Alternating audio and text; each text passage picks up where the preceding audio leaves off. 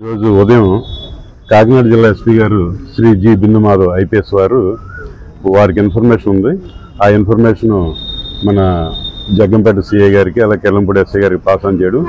అందులో భాగంగా ఈ కృష్ణవరం టోల్ ప్లాజా దగ్గర సమీపంలో ఈ వెహికల్స్ని 2 వెహికల్స్ అండి, ఒకటి బ్రిడ్జా వెహికల్ ఒకటి, తర్వాత బొలేరో వెహికల్ ఒకటి, 2 వెహికల్స్ని కూడా ఆపడం.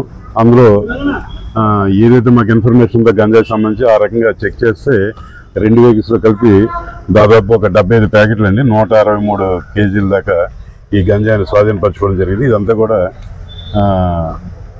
ఈ కేసు కింద నమోదు చేసి ఇందులో టోటల్ 7 ముద్దాయిలండి.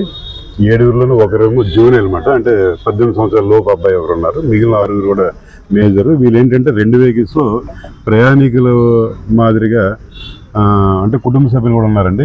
ఎవరైతే ముద్దాయి ఉన్నారో ఆయన తనకు భార్య కూతురు కూడా ఈ వెహికల్స్లో ట్రావెల్ చేస్తున్నారు. వీళ్ళు ఏంటంటే ఒరిస్సాలో చిత్రకొండ దగ్గర నుంచి మహారాష్ట్రకు సంబంధించిన షిరిడి వరకు కూడా వెళ్ళాలని చెప్పేసి ప్లానింగ్. ఈరోజు మన చెకింగ్లు వీళ్ళంతా పట్టుబడి వీళ్ళందరూ అరెస్ట్ చేసి ఉండి కోర్టుకు పెడుతున్నాం.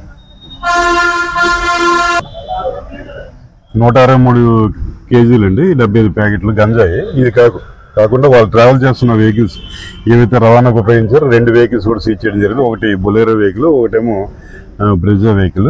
ఇవి కాకుండా వాళ్ళ దగ్గర ఒక 8 సెల్ ఫోన్లు కూడా ఉన్నాయండి, ఆ సెల్ ఫోన్ కూడా సీజ్ చేయడం జరిగింది. అలాగే వాళ్ళ దగ్గర ఉన్న క్యాష్ కూడా ఒక 880 రూపాయల క్యాష్ ఉంటే ఆ క్యాష్ కూడా సీజ్ చేయడం జరిగింది. వెళ్ళాలని చేసి ప్లానింగ్. అంటే ఇందులో పరారీ అని కాదండి, ఇప్పటివరకు ఇంకా ఇందులో ఎవరు ఉంటే వాళ్ళు తప్పకుండా వాళ్ళని కూడా అరెస్ట్ చేయడం జరుగుతుందండి. మా గ్రూప్ నుండి ఇది రెగ్యులర్ జరుగుతుంది. ఇది మన జగ్గంపేట వరకు 6 నెలల 3వ తర్వాత సమాచారం జరిగిన తర్వాత కూడా మేమేమో ఆ సీక్రెట్ అలా ఐడెంటిఫై చేయడం వల్ల అందులో ఈ గంజాయిని అంతా కూడా స్వాధీనపరచుకుంది.